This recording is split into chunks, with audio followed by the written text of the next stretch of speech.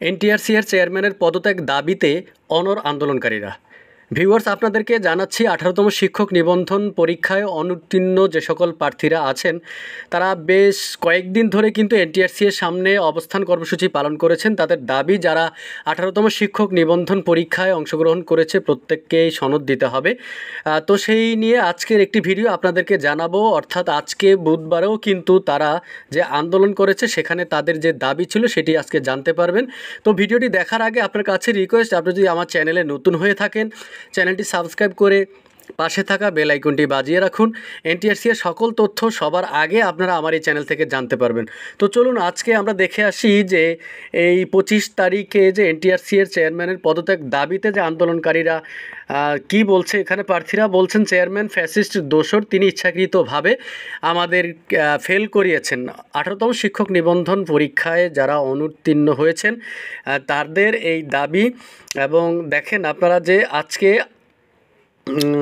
অষ্টাদশ শিক্ষক নিবন্ধনের প্রকাশিত ফল অসঙ্গতি সহ অন্যান্য অনিয়মের প্রতিবাদ জানিয়েছেন ফেল করা প্রার্থীরা। একই সঙ্গে তারা এনটিআরসি এর চেয়ারম্যান মোহাম্মদ মফিজুর রহমানের পদত্যাগের জোর দাবি জানিয়েছেন। প্রার্থীরা বলছেন চেয়ারম্যান ফ্যাসিস্টের দোসর, তিনি ইচ্ছাকৃতভাবে আমাদের ফেল করিয়েছেন।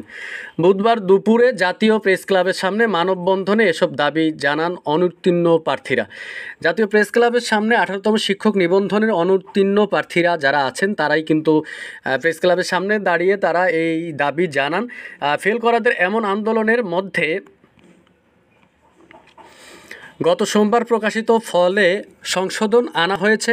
সংশোধিত ফলে দেখা গেছে 60,634 জন পাস করেছেন, 113 জন প্রার্থী নতুন পাস করেছে। পাশের সংখ্যা বাড়ার কারণ হিসেবে কর্মকর্তারা দাবি করেছে যে গত 23 মার্চ ভাইভায় অনুপস্থিত প্রার্থীদের আবেদনের প্রেক্ষিতে পরীক্ষা নেওয়া হয়েছিল।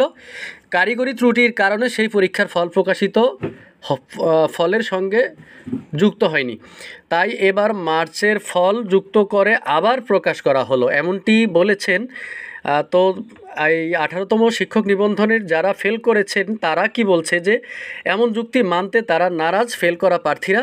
তাদের দাবি গত 10 জুন এনটিআরসি এর চেয়ারম্যান অতিরিক্ত সচিব মফিজুর রহমানের যশোরের বাড়িতে গিয়েছিলেন অনেকে, তাদের মধ্যে থেকে অনেকেই পাস করানো হয়েছে। তাদের মনে আরও প্রশ্ন, এসব প্রশ্ন নিয়ে তারা এনটিআরসিএতে যাবেন, রাজপথে রয়েছেন গত 3 দিন ধরে। এর আগে গত 14 জুন জাতীয় প্রেস ক্লাবে এনটিআরসি এর চেয়ারম্যান মফিজুর রহমানকে ফ্যাসিস্টের দোসর আখ্যা দিয়ে তারা পদত্যাগের দাবি জানিয়েছেন 18তম শিক্ষক নিবন্ধনের অনুত্তীর্ণ প্রার্থীরা। একই সঙ্গে ফলাফল পুনর্মূল্যায়নের দাবিতে গত 3 দিন ধরে মিছিল ও অবস্থান কর্মসূচি পালন করে আসছেন তারা। প্রার্থীরা জানান যেসব বোর্ডে অস্বাভাবিকভাবে কম পাশের হার হয়েছে তা পুনর্মূল্যায়নের বা তদন্তের আওতায় আনা হোক। আমরা যারা ভাইভায় অংশগ্রহণ করেছিলাম তাদের সবাইকে সনদ দিতে হবে।